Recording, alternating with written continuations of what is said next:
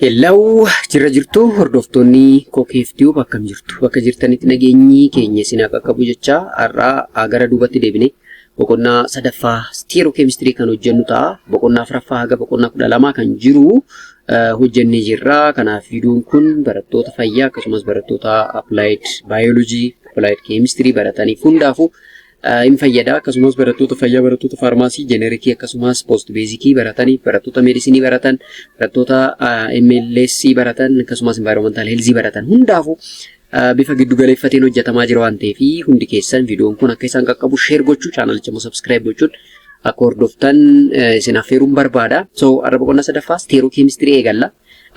Paartiin kun xiqqoo bal'aadha waan ta'eef paartii lamaan hojjenna. Paartii jalqabaatiin har'a stereochemistry maayinni kan jedhu sirnaan ilaallaa. Akkasumas isomerii jechuun maal jechuudha, taayipiin isaa chiral jechuun maal jechuudha, stereogenic center jechuun maal jechuudha, stereochemistry bakka meeqatti qoodama, enantiomer, diastereomer jechuun maal jechuudha, garaagarummaan isaanii hoo kan jedhu, akkasumas hamma tokko nomenclature isaa kan ilaallu ta'a jechuudha. Kanaaf hamma dhumatti akka hordoftan isin gaafachuun barbaada. Garuu akkuma seentaniin viidiyoo kana like gochuudhaan akka jalqabdan gaafii kooti jechuudha. So stereochemistry jechuun it is a branch of chemistry that involves the study of different spatial arrangement of anatomy in molecule jedha. Kana jechuun maal jechuudha? Moleculiin tokko 3 dimensionally arrangementiin isaa maal fakkaata? Atomiin connectivity isaa maal fakkaata kan jedhu kan itti ilaaluudha. Akkuma beekamu kutaan qaama namaa anatomii yookaan physiology namaa ilaaluudhaaf X-ray dhaan yookaan CT scan akkasumas MRI yookaan wantoota garaagaraa fayyadamuudhaan caasaa isaa beekna. Akkamitti qaamni namaa akka walitti wal qabate, masiliin namaa, maashaan namaa bifa kamiin connect ta'e kan jedhu sanaan beekna. Akkuma sana atomoonni yookaan moleculiin tokko bifa kamiin wal qabate, atomoonni connectivity isaa maal fakkaata 3 dimensionally kan itti ilaallu stereochemistry kanaani jechuudha. Kanaaf stereochemistry damee barnoota chemistry kan waa'ee atomoonni bifa kamiin wal qabatan kan jedhu 3 dimensionally irratti kan nuuf ibsudha jechuudha. So stereochemistry jechuun karaa biraatiin 3D chemistry jechuu dandeenya. Maaliif jechi stereo jedhu 3 jechuu waan ta'eef 3 dimensionality jechuudha. So stereochemistry is in short about 3D chemistry jechuu dandeessu jechuudha. To deal with the different arrangement of an atom or group in a molecule in space jedha jechuudha. So the study of 3-dimensional structure of the molecule is called stereochemistry jechuu dandeenya gabaabumatti jechuudha. So gara stereochemistry bal'inaan osoo seeniin dura mee isomer jechuun immoo maal jechuudha kan jedhu recap goonu. Kun kutaa dakattis barattaniirtu. Isomer jechuun karaa adda addaatiin beektu, garuu isomer jechuun maal jechuudha kan jedhu kana revise goonu. So different compounds that have the same molecular formula and the number of the same kind of atom but differ in the way the atom attached to each other or how they oriented in space. Kanaaf atomiin tokko molecular formulaan isaa wal fakkaataa ta'e akkasumas atomiin inni of keessaa qabu wal fakkaataa ta'e compoundiin tokko jechuudha. Atomoonni kunniin immoo akkaataa ittiin attach ta'an, akkamitti connect ta'an kan jedhu orientationiin isaanii garaagarummaa yoo qabaate isomer jennaan jechuudha. Kanaaf isomer jechuun compoundiin tokko molecular formula wal fakkaataa qabaate garuu structure garaagaraa yoo qabaate isomer jennaan jechuudha. Isomer jennaan jechuudha. So isomerii kana bakka lamatti qooduu enna jechuudha. Isomerii kana bakka gurguddaa lamatti qooduu enna. Inni jalqabaa constitutional or structural isomer kan jennuunidha. Inni lammaffaa immoo stereo isomer kan jennuunidha jechuudha. So a compound having the same molecular formula but different structure is called isomer. Now this isomer can be classified into gurguddoo lamatti qoodna jechuudha. Structural or constitutional isomer kan jennuudha. Inni kun atom of different connectivity dha. Formulaan isaanii tokkuma, connectivity isaanii garuu garaagara jechuudha. Stereo isomer gaafa jennu immoo connectivity isaanii wal fakkaataadha garuu 3 dimensional irratti garaagarummaa guddaa qabu jechuudha. Fakkeenyaaf compound kana yoo ilaaltan kuni simple linear chain dha. Kaarbanii 1 2 3 4 qaba, kaarbanii 4 qaba. Inni kun immoo 1 2 3 4 qaba. Kunis kaarbanii 4 qaba. Kunis kaarbanii 4 qaba. Garuu connectivity isaa gaafa ilaaltan this one is simply linear but this one is branched jenna jechuudha. Still molecular formula isaanii tokko garuu connectivity isaanii garaagara. Gaafa stereo isomeritti dhufnu garuu kanumaayyuu bakka lamatti qoodna. Inni jalqabaas enantiomeridha, inni biraa immoo diastereomeridha. Amma enantiomer fi diastereomer gaafa jennu yeroo baay'ee based on their mirror image and that mirror image superposability. Compound sun mirror image qabamuu hin qabuudha. Yoo qabaates mirror image sun superposably dha moo miti. Superposable gaafa jennu walirra oolamuu hin ooluudha. So now If the compound have a mirror image, but that mirror image is non-superposable, definitely it is an enantiomer jennani. If it is not mirror image and non-superposable, the compound is definitely diastereomer. So enantiomer jechuun opposite dha, diastereomer jechuunis akkasuma opposite dha. Garuu diastereomer gaafa jennu more of cis in the trans or geometrical isomer fa of keessa qaba. Fakkeenyaaf geometrical isomer cis in the trans, E in the Z kan jennuun kunniini they can be classified under diastereomer. Enantiomer gaafa jennu garuu inni kun mirror image qabu. Kana jechuun inni jidduu kun mirror dha. Kanaaf kun lamaan mirror image dha garuu superposable dha miti jechuudha. Superposable dha miti. Kanaaf generally isomer bifa kanaan classify gochuu dandeenya. So gara jalqabatti gaafa deemnu constitutional isomer or structural isomerism kan jennuudha. So isomer have the same molecular formula but different connectivity, meaning differ the way atom are connected. Atomonni karaan itti connect ta'an gara yoo ta'e constitutional isomer jennaani. Again impact name isaanis gara. Even functional group isaanis wal fakkaachuu danda'a yookaan immoo gara ta'uu danda'a. Physical and chemical property isaanis akkasumatti gara. Different product in chemical reaction irrattis product isaan kennan gara. Kanaaf constitutional isomer or structural isomer have the same molecular formula but different connectivity, different type path, different or the same functional group, different physical and chemical, different chemical reaction jechuu dandeessu jechuudha. Maarree isuma constitutional isomer jennu kana immoo bakka gurguddoo afuritti qoonna. Inni jalqaba positional isomer kan jennudha. Akkuma maqaan isaa isinitti ibsu position gaafa jennu bakka argama functional group sanarraa jechuudha. Kanaaf maal jedha? A compound that belong the same functional group which show difference in the point of attachment of functional group is called positional isomer jedha. Now this one is pentanol, alcohol dha. Alcoholin kun garuu OH tuni jalqaba irratti argamti. Maybe lammaffatti argamuu dandeessi, maybe sadaffaatti argamuu dandeessi argatan kana argamuu dandeessi. Still position of OH tu gara malee compoundonni isin argitan kun afranuu functional group formulaan isaanii tokko, functional group isaanii iyyuu tokkoma jechuudha. Such type of isomer is known as positional isomer jennaan jechuudha. Inni biraa chain and skeleton isomerism kan jennudha. So the isomer with the same molecular formula but different carbon skeleton jechuudha. Molecular formula isaanii tokkoma garuu skeleton isaanii gara. Fakkeenyaaf ishee kana yoo ilaaltan pentane.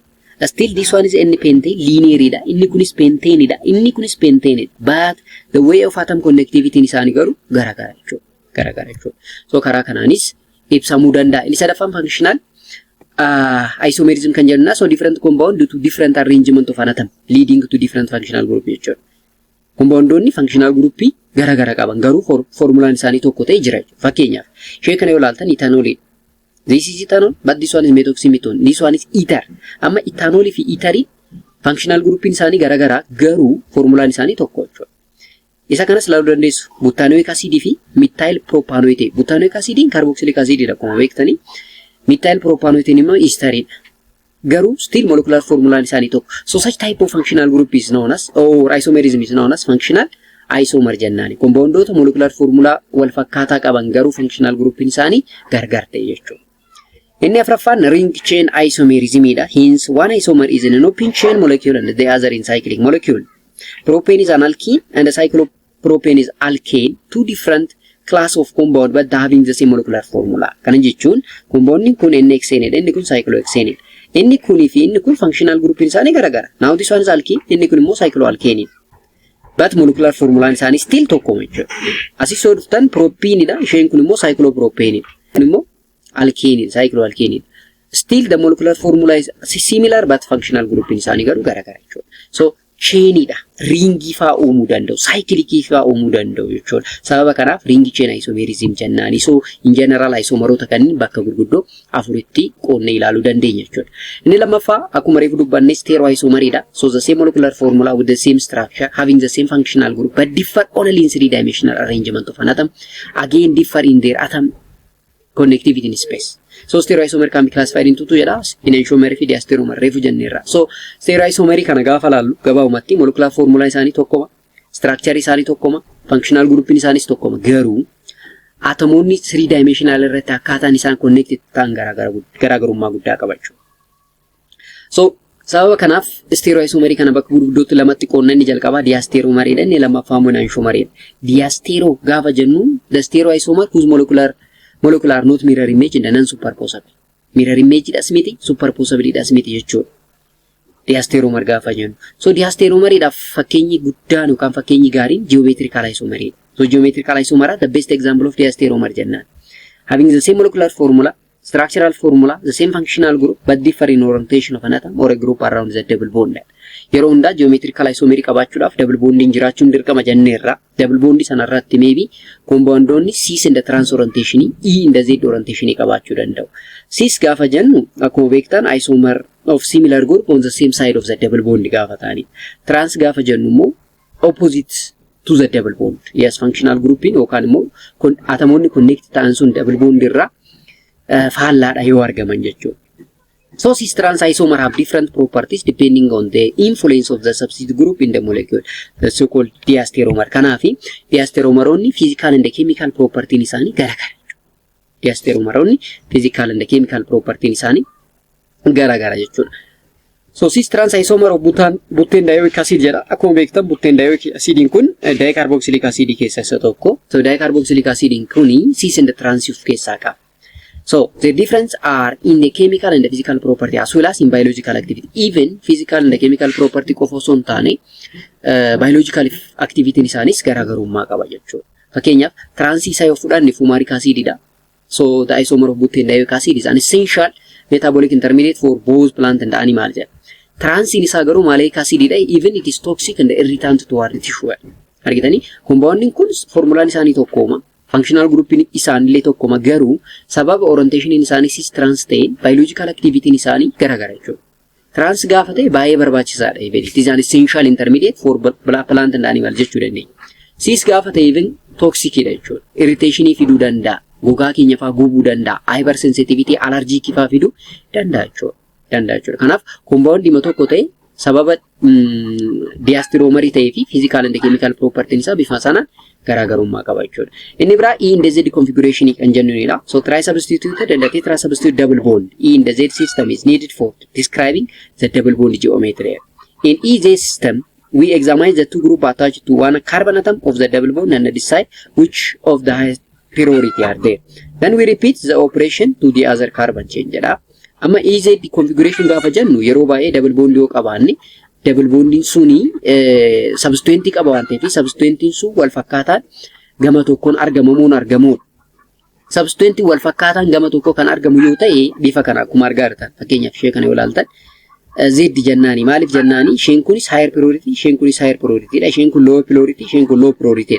Highest highestin gara tokko lowest gama tokko yoo argame Z jenna yookaan trans cis jennaani. Akkuma argaa jirtan higher priority, lower priority, lower faallaa wayii yoo argame immoo E yookaan immoo trans jennaan. Inni kun depend kan ta'u atomic number of the substituent irraa. Maal jechuudha? Alaallu. If the highest priority group are on the same side of the double bond, the configuration is designated Z. Z jechuun afaan Jarmaniitiin together jechuudha. Zusammen waan ta'eef jechuudha. So Z jechuun together jechuudha. Karaa biraatiin E jechuun immoo intangejen jechuudha afaan Jarmaniitiin opposite jechuudha. So the group bonded to sp2 carbon are determined using the following rule jedha seera qaba akkaataan nuti highest lowest jennu kun seera qaba. Tokkoffaa dura maal goona double bondii kanarra dhaabbanneeti atomic number isaan ilaalla kan substituent jechuudha. Maal jedha the relative priority of the two group depend on the atomic number of the atom that are bound directly to the one carbon of the double bond. The greater the atomic number, the higher priority. Amma atomic number isaa guddaa yoo ta'e highest priority kenninaafi atomic number isaa xiqqoo yoo ta'e immoo lowest priority kenninaafi jechuudha. If the two atoms attached to the carbon are the same, compare the atom attached to them in order of decreasing priority. The decision is made at the first point of difference, and the double and the triple bond are the part of the group. The group that attached to the double bond are treated as 2 or 3 carbon. 3 single bond respectively. Yeroo baay'ee double bond fi single bonding gaafa jiraate of eeggannoo cimaa barbaada isa ilaal. In short garuu double bond kanarra dhaabbanne highest gama tokko kan argamu yoo ta'e Z jennaani highest lowest faallaa walii kan argamu yoo ta'e immoo the so called E jennaani kana exampleidhaan kan ilaallu ta'a jechuudha. Fakkeenyaaf example kana ilaallu. Amma carbon kana irratti dhaabbadhaatoo laala. Carbon double bonding jira. Asiin CH3 tu jira. Asiin immoo CH3 CH2 tu jira. Asiin CH2 CH3 tu jira. Asiin immoo CH double bond CH2 tu jira. Kanaaf compounding kun Z jedheera akkamitti Z dhufe kan jedhu haa ilaallu. Dura carbon kanarra dhaabbadhaati garana laala. Asitti CH2 CH3 tu jira. Carbon fi carbon wal qixa. hydrogenii isaanii compare goona jechuudha erga kaarbanii wal qixate. Ya kaarbanii kanarra dhaabbanne kaarbanii alla yes kaarbanii fi kaarbanii wal qixa. Hydrogenii sadiitu jira. Asi kana jechuun kanuma jechuudha karaa biraatiin ishee. So asitti CH2tu jira. CH2 jechuun hydrogenii lamaa fi hydrogenii sadii walitti dorgomsiif. Hydrogenii lama wajjin wal qixa. Hydrogenii takkittiin as nu haftu garuu kaarbanii lammaffaa wajjin dorgomti yookaan immoo kaarbanii kana wajjin jechuudha gaafa isa kana bittinneessinee barreessinu bifa kanaan barreeffama waan ta'eef. Hydrogeniin tokko kaarbanii wajjin gaafa compare goonu hydrogeniin irra xiqqaa kaarbaniidha waan ta'eef isa kanaaf tokko kenna inni kun immoo lama argata jechuudha. Kanaafin tokkoo fi lama. Asitti dhufu. Ishee kana gaafa laallu kaarbanii fi kaarbanii wal qixa. Hydrogeniin takkaa fi hydrogeniin lamaas jirtu immoo gaafa wal dorgomtu hydrogeniin takkaa fi hydrogeniin takka wal qixa. Hydrogeniin takkitti haftu sun garuu kaarbanii lammaffaa wajjin dorgomti waan ta'eef hydrogeniin irra xiqqaa kaarbanii sila ta'uuf inni kun tokko argata inni kun immoo lama argata. Kanaafi highest lowest gama tokko oolii jechuun immoo akkuma reefu dubbanne Z ta'a jenneerra waan ta'eef Z sababa sanaaf ta'e jechuudha. Ishee kanas koottaati yaala yaallu.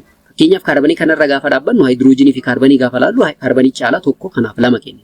As gaafa dhufnu garuu kaarbanii fi kaarbanii wal qixa. Hydrogeniin lamatu jira asitti tokko jira. Hydrogeniin tokko wajjin wal qixa. Hydrogeniin takkitti haftu sun garuu kaarbanii wajjin kan isheen dorgomtu yookaan oksijiinii isin laaltan kana wajjin kan dorgomtu.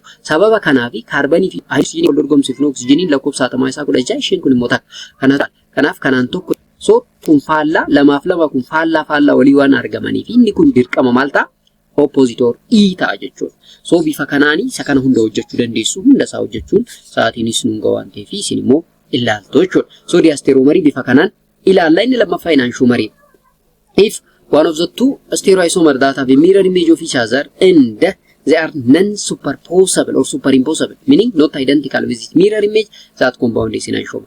Naaf enantiomer jechuun compoundiin sun mirror image qaba garuu mirror image sun identical miti yookaan immoo superimposable walirra noonu jechuudha. Kanaaf compoundii akkasii sana maal jennaani enantiomer jenna. So compound having the capability of forming non-superimposable mirror images show optical isomerism jedha. Non-superimposable form of the molecule are called enantiomer jenna jechuudha. Kanaaf enantiomer jechuun afaan Giriikiitiin immoo akkuma argattan opposite jechuudha. So stereoisomer whose molecule are non-superposable or not identical to its mirror image is called enantiomer. Enantiomer always have possibility of existing in pair. Yeroo hundaa enantiomeroonni immoo baay'inaan pair ta'anii argamu. Fakkeenyaaf R yoo jiraate S bira jira jechuudha. They occur only with those compound whose molecule are chiral jedha. Akkasumas chiral molecule barbaadu enantiomer jechuun. Chiral jechuun maal jechuudha? Ilaalla gara fuulduratti.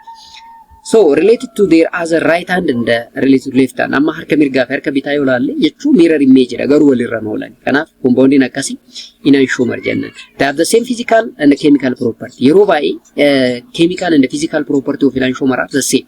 Amma diastereomer reefu maal jenneerra physical and chemical property isaanii garagara. Garuu enantiomeroonni physical and chemical property isaanii wal fakkaata jechuudha. Show the same chemical reactivity with a chiral reagent. The relationship with that is enantiomeric. Always exist in pair. Chiral molecule and its mirror image are existing in pair jedha. Yeroo baay'ee ilaalla sanasi pair ta'aniiti kan isaan argaman.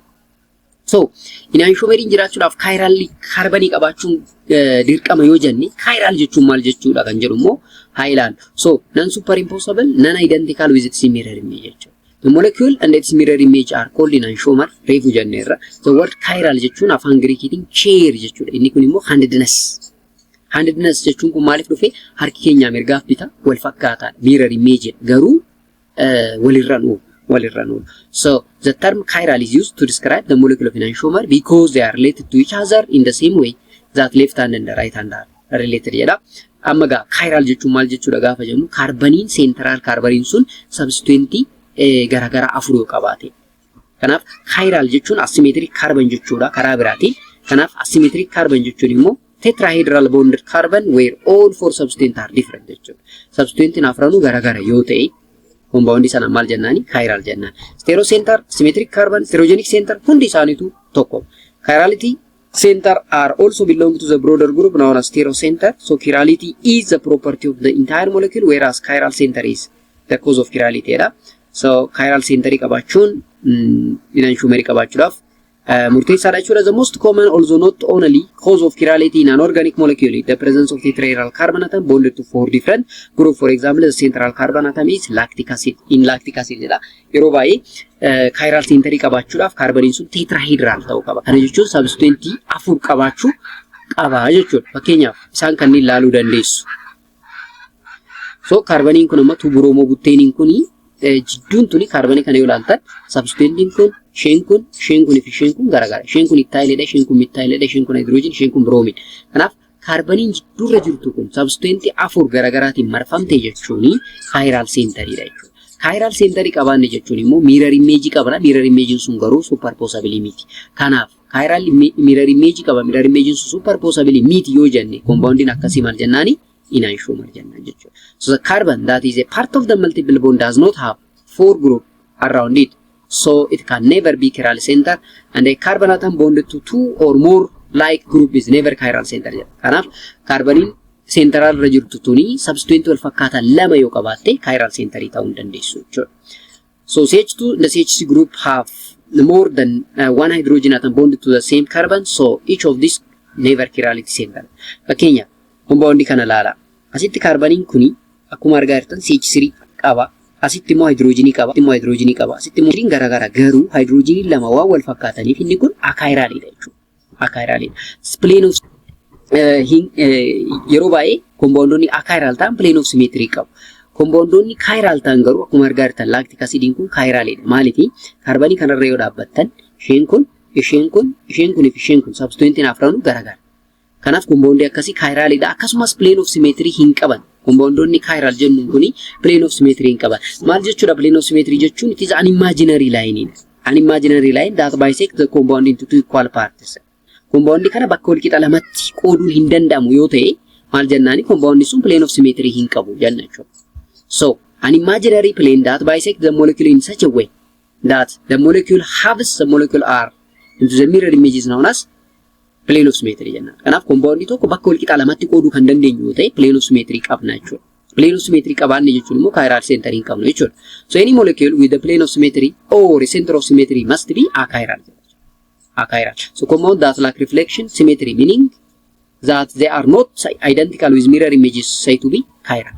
Chirality is a property of this symmetry molecule that 2 configurational isomer are possible that are non-identical mirror image. The compound that possesses reflection symmetry, meaning that they are identical with the mirror image is called achiral. Kanaaf gabaabumatti compoundota bakka lamatti qoodnu chiral and achiral. Chiral jechuun tetrahedral carbon having 4 different substituents tokko yookaan immoo the compound that lack plane of symmetry kan plane of symmetry hin qabne jechuu dandeenya. Achiral gaafa jennu garuu central carboniin sun substituent lama wal fakkaatu, 3 wal fakkaatu yookaan 4 yoo wal fakkaatu. Yookaan immoo gabaabumatti substituent lama kan wal fakkaatu yoo ta'e achiral jennaan. Compoundonni achiral ta'an immoo maal qabu? Plane of symmetry qabu jechuudha. Plane of symmetry qabu. Kanaaf test of chirality keessatti the presence of chiral center is one factor jechuu dandeessu jechuudha. The presence of plane of symmetry is one factor of chirality or enantiomer jechuu dandeenya. So the presence of single chiral center in the molecule guarantees that the molecule is chiral and that molecule have enantiomer. A molecule that have no chiral center is achiral jennaan. The presence of 2 or more chiral center may or may not result in the molecule being chiral. Chiral center tokko kisa jechuudha. Many but not all molecules with multiple chiral center are also chiral. Fakkeenyaaf ishee kana yoo ilaaltan chiral centerii lama qabdi. Ishee kana yoo ilaaltan chiral centerii takka qabdi. Ishee kana yoo ilaaltan chiral centerii takka qabdi. Ishee kana yoo ilaaltan chiral centerii hin qabdu. Maaliif? CH3 kunii fi CH3 kun waan wal fakkaatuuf chiral centerii hin qabu jechuudha. Therefore, the absence of plane of symmetry or center of symmetry is one factor of chirality jechuu dandeessu jechuudha. All molecule with a plane of symmetry yoo ta'e achiralidha. Plane of symmetry hin qabu yoo ta'e immoo chiral jennaan jechuudha. Chiral jennaan jechuudha. So bifa sanaan beekuu qabdan jechuudha. Egaa kana jenne compoundota kanneen immoo moggaasa qabu. Nomenclature. Naming of enantiomer. Compoundota akkuma alkane, alkyne sana moggaasa isaanii kenninee fi enantiomerii kanneenis moggaasa kenninaaf. Moggaasni isaanii kun maal jedhama? RS notation yookaan immoo Kahan Ingold Prelong notation jedhama. Kahan Ingold Prelonging kun saayintistoota sadiitu walitti dhufeedha. Walitti dhufe.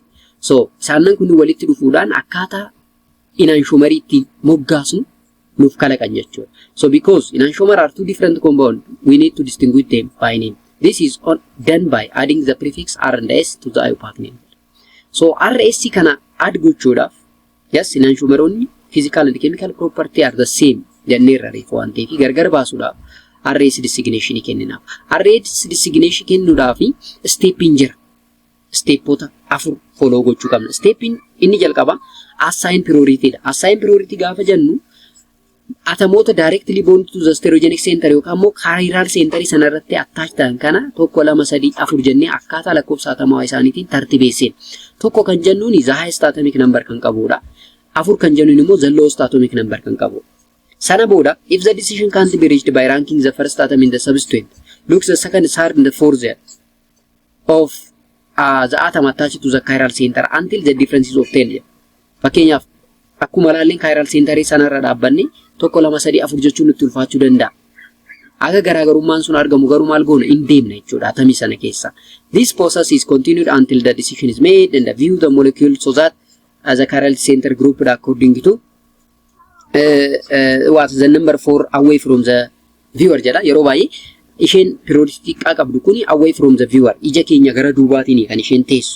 Sana booda tokko gara lama gara sadi deemneetii rotationin sun clockwise yoo ta'e R jennaani. R'n kun afaan laatiinitiin right yookaan rectus jechuudha. Tokko gara lama gara sadi gaafa deemnu immoo counter clockwise yoo deemne sinister or S jennaani. Sinister jechuun left jechuudha. Akkamitti kan jedhu kana haa ilaallu. Fakkeenyaaf ishee kana ilaalaa butaanoolii jechuudha. Butaanoolii kanarra gaafa kaarbanii kanarra dhaabbattan asiin OH qabna, asiin hydrogenii qabna, asiin CH3 qabna, asiin immoo CH2 CH3 qabna. Akkuma beekamu oksijiniin kaarbaniif irra waan caaluu fi inni priority tokkoffaa argata. So first priority oksijiniidhaaf kennina. Fourth priority hydrogeniidhaaf kennama. Maaliif elementoota kaarbanii kanarratti attach ta'an irraa kan lakkoofsa atomaa xiqqaa qabu hydrogeniidha beekamaadha. Afur kennina. Amma jara lamaan kanatu nu hafe. Gaafa jara lamaan kana lamaaf sadi kenninu dura kaarbanii kanaa fi kaarbanii kana wal dorgomsifna wal qixa. Asitti hydrogenii sadi jira, asitti hydrogenii lama jira. Hydrogeniin lamaan asii fi lamaan kana wal qixa. Hydrogeniin takkittiin asitti nu haftu garuu eenyu wajjin dorgomti kaarbanii kana wajjin dorgomti. Hydrogenii waan ta'eef isa kanaaf lama kennina, isa kanaaf sadi kennina. Amma tokko gara lama gara sadi gara afuriin deemnu. Afuriin tuni away from the viewer yookaan immoo ija keenya irraa gara duuba gara nutti mul'annetti taa'uu qabdi jenneerra waan ta'eef isee sana ibsuudhaaf dash laayinii kana fayyadamna. Dash laayiniin kun maal nu agarsiisa? Hydrogeniin kuni duuba ija keenya jirti jechuudha. Bifa kanaan bold ta'e taanaan ija keenyatti mul'ata yookaan in front of our eye jechuudha. Dash laayinii kana yoo keenya immoo duuba kana jirti waan ta'eef ija keenyaaf hin mul'attu jechuudha. Kanaaf ishee hin dhiifne. Tokko gara lama gara sadi deemna. Tokko gara lama gara sadi gaafa deemnu clockwise yookaan karaa mirgaa yoo ta'e R jennaan jechuudha. Karaa bitaa yoo ta'e immoo S jennaan jechuudha. Now inni kuniif inni kun immoo mirror image dha. Maaliif isheen kun daawwitiidha waan ta'eef compounding kun R yoo ta'e mirror isaa fuullee isaa irratti immoo maal fida? S fida jechuudha. Opposite dha waan ta'eef. So mirror image waliidha. Mirror image qabaatan jechuun immoo compounding kun enantiomer jennaan jechuudha. Garuu yeroo tokko maybe tokko gara lama gara sadi gaafa deemnu tokko afur sadi bifa kanaan argachuu dandeenya. Amma tokko gara lama gara sadi deemuudhaaf isheen kun jidduu kana jirti waan ta'eef yeroo tokko reorient gochuun ni danda'ama. Inni kun towards the viewer dha waan ta'eef away from the viewer goona. Away from the viewer gaafa goonu tokko gara lama gara sadi arganne jechuudha. Isheen kun hin lakkaa'amtu waan ta'eef akkatti deemnu. Akkatti gaafa deemnu immoo S R arganna. Mirror image isaa immoo S ta'a jechuudha. So these two compound are enantiomer of each other jechuu dandeessa. So rotationin jiraachuu danda'a jechuudha. Rotate gochuun jiraachuu danda'a. Kanaaf amino acidoonni baay'een isaanii carbohydratein sugariin baay'een isaanii RS dhaan designate godhamuu danda'u. Fakkeenyaaf glyceraldehyde jedha, alanine jedha. Qorichoonni baay'een fakkeenyaaf chloramphenicol, ephedrine, anti-asthmatic drug baay'een isaanii RS designation qabu jechuudha. Akkuma beektan chloramphenicol is a broad spectrum antibiotic that is particularly useful against typhoid fever. Yeroo typhoid nu qabu qoricha kennamu yookaan antibiotic kennamuudha chloramphenicol kun. Kanaaf chloramphenicol kunis RS designation qaba. Maaliif jennaan chiral center waan qabuuf. In the same fashion ephedrine yookaan immoo anti-asthmatic agent kunis maal qaba? Stereoisomer qaba. Stereoisomer yookaan immoo chiral center qaba. Chiral center isaa kami kan jedhu immoo isin akka adda baastan barbaadama jechuudha. Adda baasu yaala. Property isaa maal fakkaata gaafa jennu yeroo hundaa enantiomeriin physical and chemical property isaa wal fakkaataadha. So have identical melting and boiling point, index of refraction, solubility, common solvents, infrared spectra, rate of refraction with a chiral reagent. So many of these properties are dependent on the magnitude of intramolecular forces operating between the molecule and the molecule that are a mirror image of each other. In short, enantiomer have the same physical and chemical properties. Two dandees. Malif, melting point, kapti bakina, kapti damfina, rukina, solubility or bulbula mumma, gava janu, amala physical awantani. So different solubility solvents that consist of single enantiomer or excess single enantiomer jara differ in their behavior toward the plane polarized light jara. Akkuma argitan kun are butanol face butanolin almost physical property nisani specific rotation nisani wal fakkaata direction qofa kan garaagarummaan qabu jechuudha. Sababa kanaaf enantiomerii yeroo baay'ee it is difficult to separate kan jennu jechuudha. Difficult to separate. So isa separate beekuu jechuudhaaf RS isaa beekuudhaaf meeshaan fayyadamnu jira. Meeshaan nuti optical rotation compound tokko yookaan optical activity itti beekuuf fayyadamnu polarimetry jedhama. So polarimetry'n kana. Polarimetry'n kun egaa komponentii garaagaraa qaba. Akkuma argitan source of radiation kanarraa kaasee hanga plane polarized light ga'utti komponentii garaagaraa qaba. So the light oscillates only in a single plane passing through the path of propagation. Light passes through the polarizer oscillate only in one plane jedha.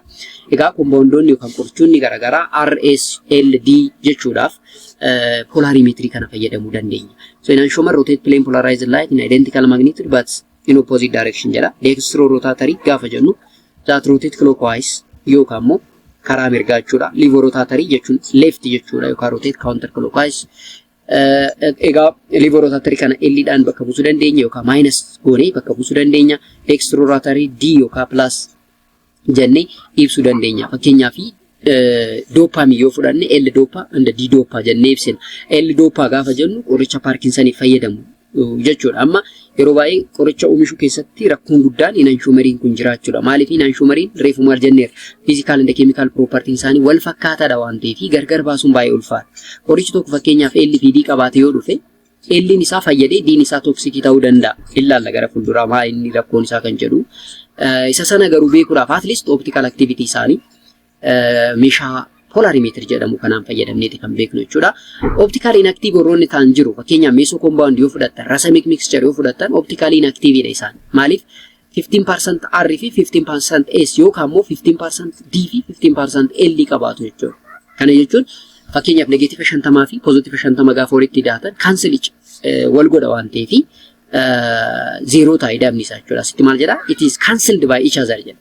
Kanaaf ida'amni lakkoofsota masaanii yeroo hundaa zero waan jenneef racemic mixture'n optical activity hin qaban jechuu dandeessu. Optical activity compound tokko egaa mathematical formula fayyadamnee calculate gochuu dandeenya. Akkuma argaa jirtan specific rotation is equal to observed rotation over concentration times path length jennee laaluu dandeenya. Path length jechuun maal jechuudha? Akkuma argaa jirtan sample tube kana keessatti kuni tube bakka sample itti keenyu jechuudha. Bakki sample itti keenyu kun length qaba waan ta'eef isa kanaan maal jennaani? Path length jennaani. Path length jennaani. So path length of the sample yeroo hundaa decimeteraan ibsama. Observed rotation jechuun immoo akkuma argaa jirtan ija keenya fakkeenyaaf kun asitti maal jedha? Viewer jedha. Kun ija fakkeenyaaf. Ishee kana jechuudha. Ishee kana jechuudha. So observed rotation jechuun ishee kana jechuudha. Ishee kana argineeti meeshaarraa fudhanna. Ishee kana erga meeshaarraa fudhannee booda concentration keenya hin qopheeffanna. Specific rotation barbaadna. D jechuun immoo path length yookaan immoo source of radiation kuni source of radiation kun maal qaba? Path length or wave length qaba. Wave length sanaani D kan jennu. So D line jechuudha 589 naanomeetirii jechuudha kuni. Kana gaafa meeshaa ilaaltanii meeshaa irratti hojjettan isin galuu danda'a. Kanaaf plus minus jechuun gabaabumatti D and L jechuudha yookaan R and S jechuudha. Compoundonni baay'een isaanii optical activity mataa isaanii qabu. Kanneen hin qabne immoo jiru fakkeenyaaf chloroformii, acetic acid yoo fudhatan 00 jedha. Kana jechuun maal jechuudha? Compoundonni akkasii kun akaayiraalidha. Akaayiraalidha jechuudha. Gaafa plus kana laaltan immoo maal jechuudha? D jechuudha. Gaafa minus kana laaltan garuu negative osoo hin taane L levo-rotatory jechuudha. Kanas bifa sanaan beekuu qabdu. Akkasitti adda baasuu qabdu. Fakkeenyaaf 1.2 gram of sample of cocaine having specific rotation of negative 60. Negative 60 jechuun L jechuudha. Was dissolved in 7.5 ml of chloroform and placed in sample tube having a path length of 5 cm. What is observed rotation? Amma observed rotation jechuun ishee kana gaafatama. Specific rotation keenya nu kennameera. Length nu kennameera. Concentration ni barbaadna. Akkamitti jechuun 1.2 giraama hiruu 7.5 gooneet concentration ni barbaanna. Kanaaf kana kirkiroos gochuudhaan alpha is equal to specific rotation times L times C jechuu dandeessa bifa kana. Dhuma irratti gatiin isin argattan kun negatiiva 1.3 jedha. Negatiiva 1.3 jechuun maal nutti hima? L isaa ta'uu isaa nutti hima jechuudha malee negatiiva miti jechuudha. Negatiiva miti jechuudha. So bifa kanaanii calculate gochuun ni danda'ama jechuudha. Stereochemistry partii jalqabaatiin kan ilaalle hagana.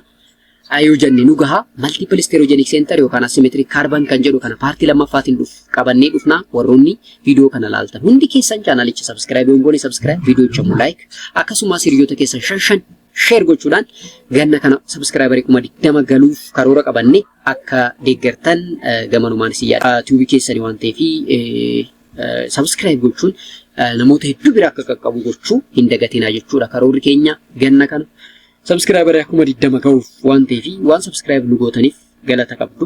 Ammas warri subscribe godhanii garuu subscribe godhaa. Tobaa jechuun barbaada. Viidiyoo paartii lammaffaatiin ammoo arginutti garuu nagatti.